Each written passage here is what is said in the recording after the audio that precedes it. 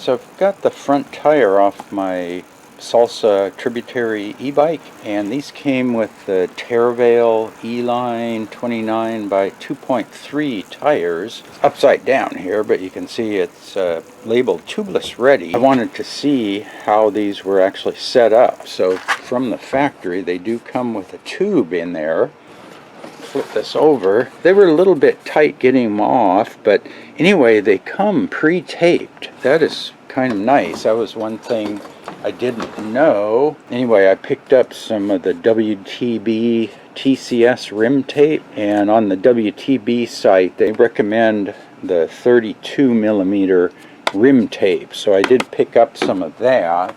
And then I also picked up a couple of these tubeless valve stems, and I'll have to put in these. So these are supposed to be designed for tubeless with the sealant. The valve is down here versus up here, so it's like not a removable valve core. So I want to see how these work. I have just the regular Presta-Valve stems from Stans in my Monster Cross bike. Every couple of years I'll replace the valve core. But anyway, I'll see if these are any different. But yeah, so they do come pre-taped. I've never taped a set of rims. The tubeless rims I got on my Monster Cross bike, wheels were built by Stans, no tubes, and they were the ArchEX rims, and they came pre-taped. You know, the wheel was assembled, the rims were taped, and I just threw my Schwalbe Marathon Mondial tires, which are not tubeless ready, on there, and they've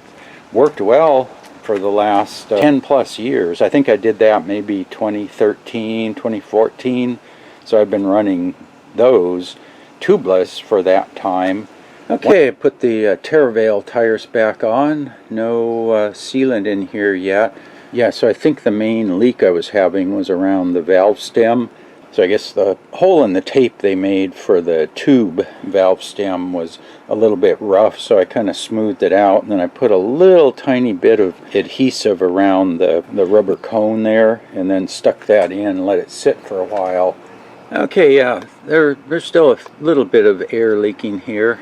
Got some right around the valve stem, and a couple of the spoke holes have a little bit of air leaking out, which I imagine is this air leaking around the bead, because I don't have any sealant in here.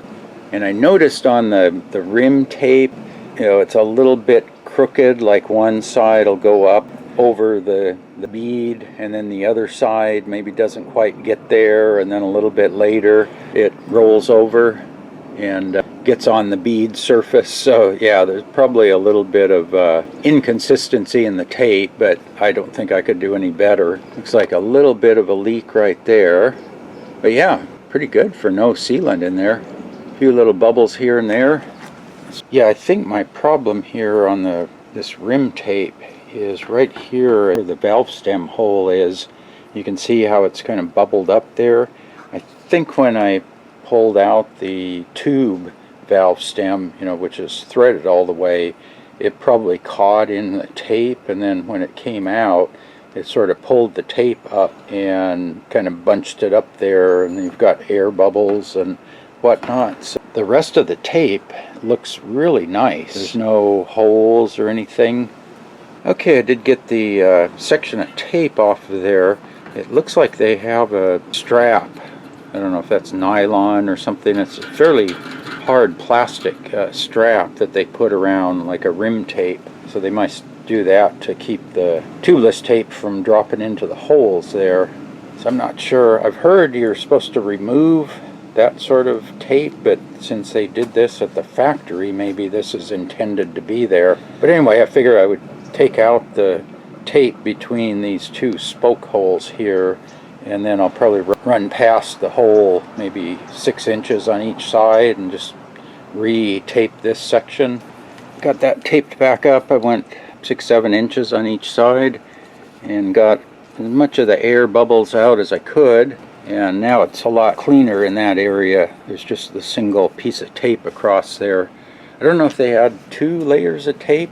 It just seemed like it was really thick in there and then all bunched up. Yeah, now I've got the Fillmore valve, and I I checked on their website, and it turns out you can inject sealant through these. So that was something I wasn't sure about earlier, and then I just did a single X in there.